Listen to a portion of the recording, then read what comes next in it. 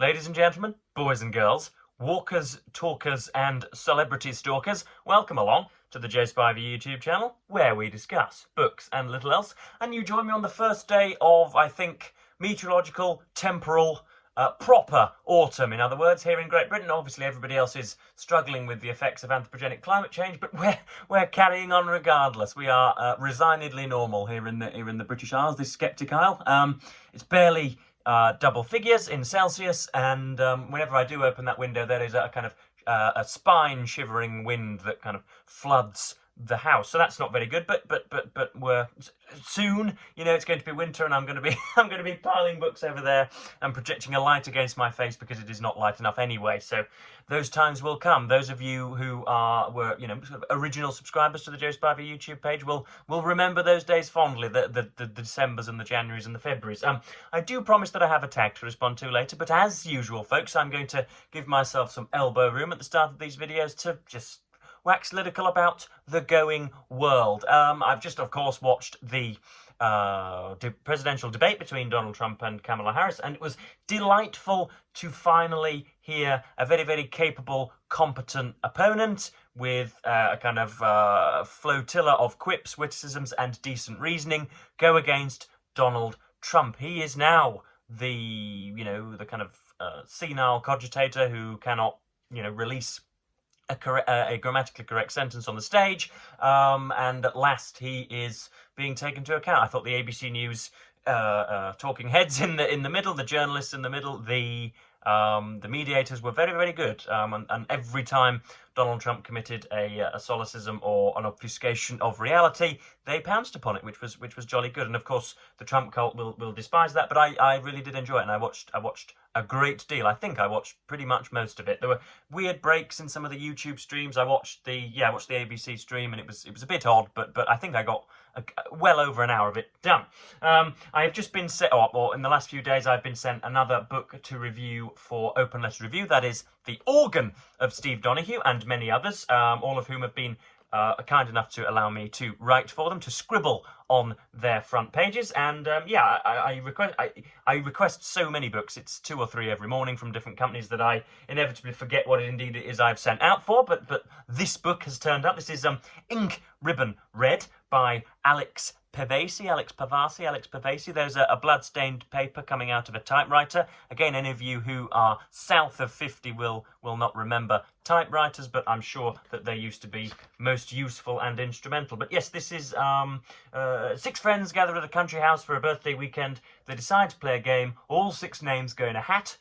Choose 2 and imagine one murdering the other. Write it down, type it up, read it out. Points are given for making the murders feel real, of course. When given such a task, it's only natural to use what you know, secrets, grudges, and affairs, and apparently that's a fictional murder is going to turn into a real murder. But that's the print, and it's 600, 400 pages, just shy of 400 pages, so that'll be good to read at some point. Scheduled to be released on the 7th of November. So this is a free copy, not for resale. So that's jolly good. There is no barcode on there, which makes me feel couched within the industry and very special. I am at the moment reading Bill Bryson's Notes from a Small Island. I've just started this morning, and it's really jolly good. He is ironical, comical, and on all of the other ALs. He is, very, very, very fine and hospitable company. Very funny, very worldly wise, and I'm enjoying it so far. Very readable, I think, is the non-C Booktube phrase, isn't it? Very readable. But I do have... Oh, and finally, last time I was regaling you with the prospects of my spending 48 hours in the cauldron of essay writing. And indeed, I have done, you'll notice there that says page 16 A4 sheets of an essay on George Eliot's Middlemarch. I've typed it up as well, and will be sending it to my my editor in situ, Hannah Joyner, who has been kind enough to offer to read it. And given that these videos go out 2 or 3 hours after I've filmed them, she's probably got it in her inbox as we speak, folks, and she's being titillated by my erudition. But yes, that's 16 pages, so I've been, at the coalface, as it were, for the last 48 hours, and I am ready for some more YouTubing. So, I saw this tag done, faced, and tackled on Read Red's YouTube channel. That he is, I believe, an Australian, and he has a very, very nice channel indeed. He, like myself, doesn't require 700 Hollywood professionals to descend on his property in order to kind of buff him up for every single video. You don't sense that there are copious notes behind the camera for him to kind of read robotically out. In other words, very, very authentic indeed, and doesn't do even the kind of fancy whiz-bit razzmatazz thumbnails that I pepper this channel with. And so I might even do the honour of, he has slightly more subscribers than me, but we're essentially about the same size, but I might do him the honour of popping his channel in the description. Wouldn't that be nice? But I think this was to readers it may concern who originally came up with the tag, or at least the series of prompts. And Read Red started his video, or titled his video, "Are You Honester Than a Booktuber?" So there's clearly some ironical, ungrammatical nature to that. So but I'm a stickler on this channel, so I'm going to call it "Are You More Honest Than a Booktuber?" And it's essentially prompts about the intent that goes behind some of your YouTube channel. It's supposed to be, you know, a great procession of candor, but I will be self-censoring on every point as per usual. So anyway, the first prompt comes in this form. Have you ever lied about reading a book? And the honest answer is absolutely not. No. I think I may have stretched my familiarity with a book, but I will never have said that I have entirely read a book when I have never even picked it up whatsoever. I think the only motivation for lying about reading a book would be to somehow prove to others that you are a bibliophile and that you are, you know, well and widely read. And I don't need to prove that to anybody anymore, because it is evident in 5 minutes of my speech, it's evident in my writing, it's evident in the cascading largesse that I have on this channel already. So I wouldn't need to lie about it. Again, I might. It's very often in the other direction that I very often skew in the other direction. So someone will ask me about a book that I have read a great deal of, or the entirety of, and because I don't have any decent way of recording what I've read apart from this here humble channel, I quite often forget. I don't do the Goodreads, I don't, you know, journal about my reading. So if it's a book that I've read that hasn't been immortalised on here, and it was 6-7 months ago and someone questioned me about it, I wouldn't know the slightest thing, and may well admit not to having read it when indeed I have. So no, never lied about reading a book to a horridly egregious extent. If someone talks to me about Crime and Punishment, I haven't read a whole book, but I have, I think anyway, expertly grasped it and find it to be nonsense. So if somebody talks to me about a book and I've read 90% of it, then I'm happy to give comments on it. So that's again, I feel as if I'm being deposed all of a sudden. Somebody is asking me questions about my honesty. Prompt 2: have you ever avoided a book because of controversy around the content/author? And yes, I have, and remain to. I don't think I will ever read a book and record my thoughts on it here, which centres around the topic of transgenderism, for example. That seems to be a peculiarly charged topic, given that it affects 0.0000 recurring 1% of the population and hermaphrodites, and yet every person and his dog, or at least by definition the most loudest, the most vociferous participators in that debate on either aisle, seem to be gripped with an almost kind of ecclesiastical fervour on either side. So I just simply wouldn't bother. I've hinted at my opinions on the matter a few times.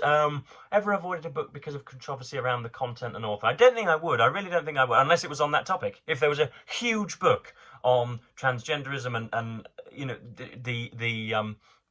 what I call the professional right, capital P, capital R, on YouTube, who are in complete service to some of their rebarbative fans. If, you know, Matt Walsh or Ben Shapiro comes out with a new book which talks about, you know, 6-year-old butchery of people that happen to who are men that think they are women or whatever, I might read it, but I would not record my feelings on it here, because I would be pounced upon to a ridiculous extent, and it would be needless as well. It's not as if I have 3 trillion subscribers who need to know what I think. you know, I'm not speaking to a great long gallery here, and it would, you know, it would result in, at the minimum, eggs being thrown at my windows. So that is probably the only topic on which I would demur. Prompt 3, have you ever been sent a book for free and not disclosed it? No. Every time I'm sent a book for free, I do indeed disclose it, whether that's Ink Ribbon Red, which I've just shown you now, or Liz Truss's book, 10 Years to Save the West, or whatever balderdash she was spouting. Yeah, no, I always tell you, because it is self-aggrandizing to kind of, you know, pump my chest out and say, well, don't you know I was sent a free book? So I would never pass up that opportunity. And I haven't, for some reason, I haven't been given the barrage that a great deal of people with 4,000 or 5,000 subscribers have been given, where they can't seem to move for books that indie authors send them. For some reason, I haven't been rained upon in such a way. I wonder why that is. Prompt 4, have you ever bought a book with no intention of reading it? I have not bought a book with no intention of reading it, I don't think, but I have been given a book which I then have no intention of reading, a book that I've expressed my intent to obtain that nonetheless I did not want to read, and was then gifted. This, as I've shown you a few times on this channel, is Byron's Poetical Works, as you can see from the spine there. And this was first, not this copy initially, but as ever, I have two.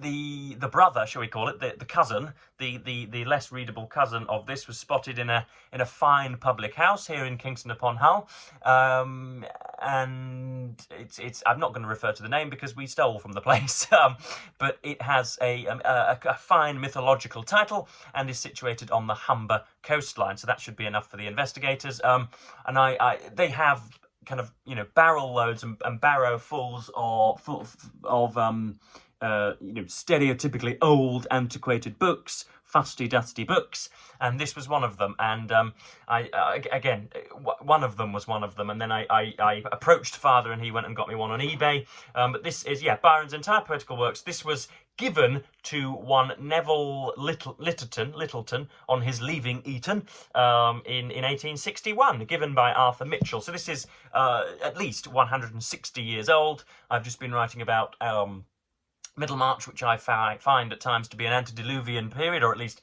reportage of an antediluvian period, and yet this book has 30 years on it, so you really can smell the passage of time with this thing. And but inevitably I have actually read it. It's got all of Don Juan in here, of course it has everything, so whenever I do need a bit of Byron and I happen not to have it on my shelves and I don't want to read on a tablet, then this thing comes in handy. But I didn't have any intention of reading it. This was scheduled and destined to be but an artifact, and yet has come into some fine use. Next prompt, have you ever got caught up in booktube drama? And I don't really think that I have. You hear horror stories of individuals who do a booktube channel, get bored, fail to become a squintillionaire, and then blame some kind of terrible booktube animus for that quitting. But I've never found any.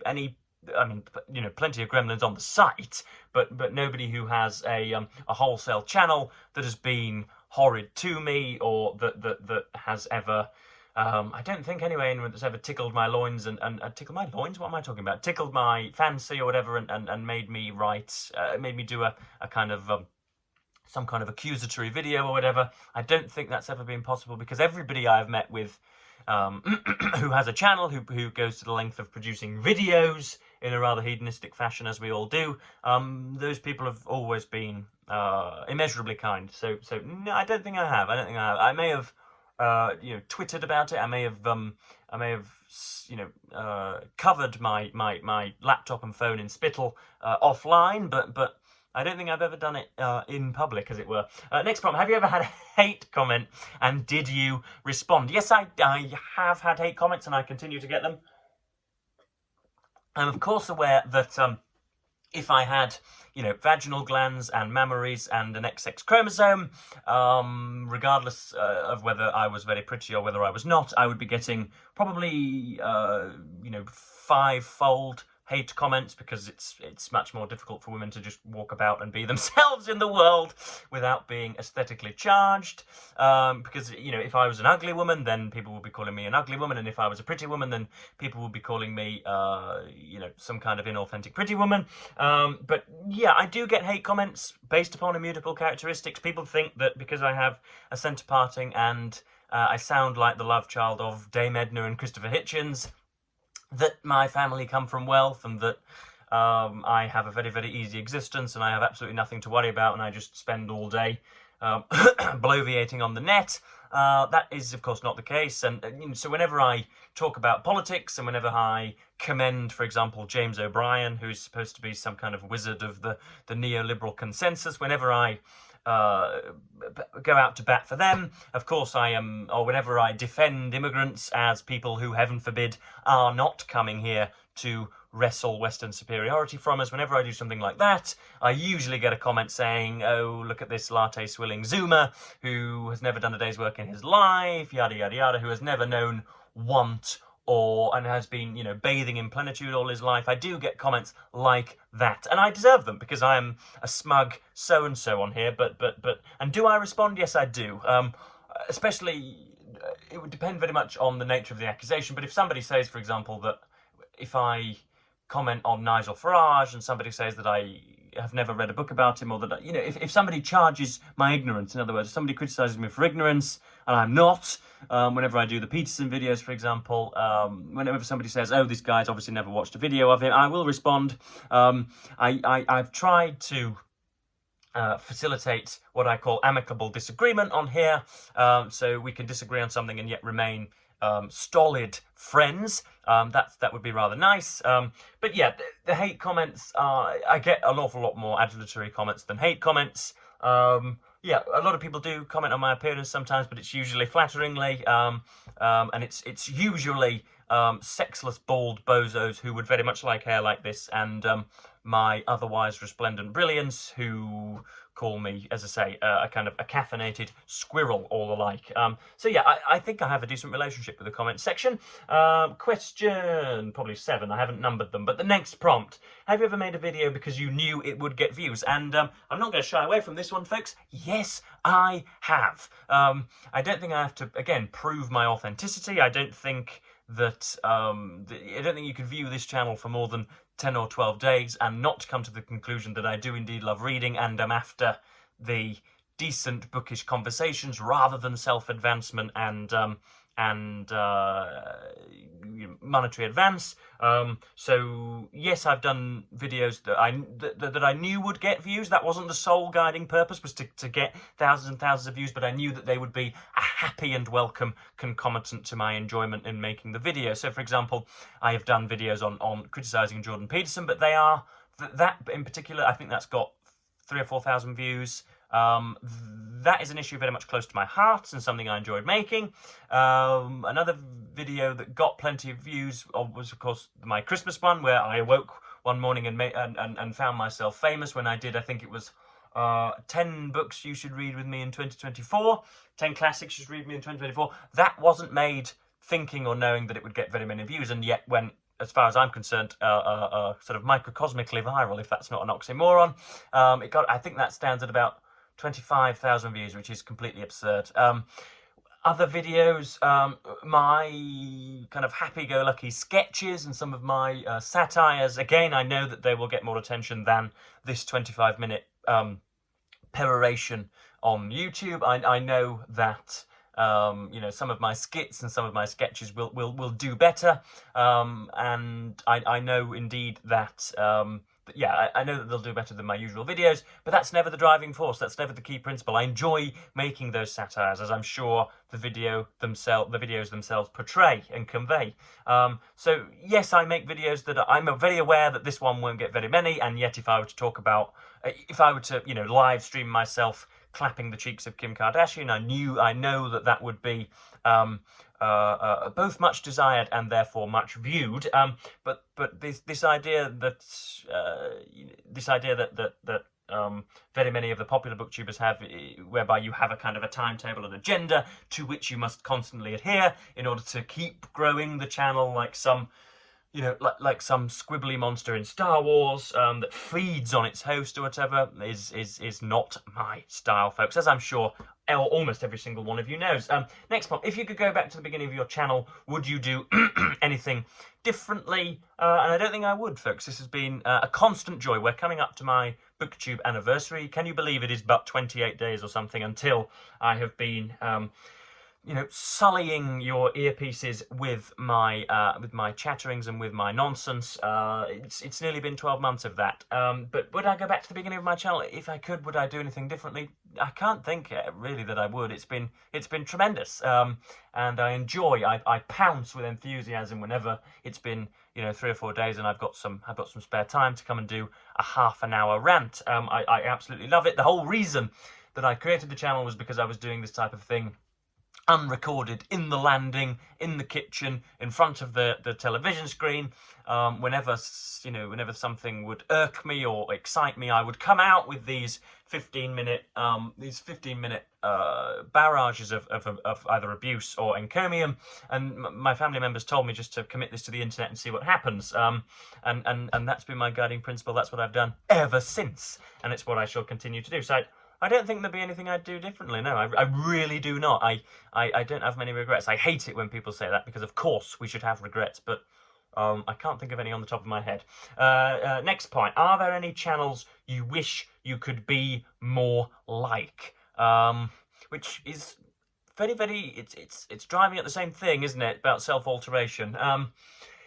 I should like to have more subscribers, wouldn't that be jolly good? But not for monetary purposes, but so as to spread the joy. I'm sounding quite puritanical here, and I'm sounding like a missionary in sub-Saharan Africa or something, aren't I? I would just like to have more people to discuss things with. Any channels you wish you could be more like? I should really have thought about this rather more. I can't think of any. I've not sort of. I haven't got my own little niche on here. I'm not going to say that, but I've got my own style and my own way of going about things, my own medium of going about things, and I enjoy it. So no. What's something you love about your channel? And it's something that I love about other people's channels. It's the ability to extemporaneously give your thoughts in a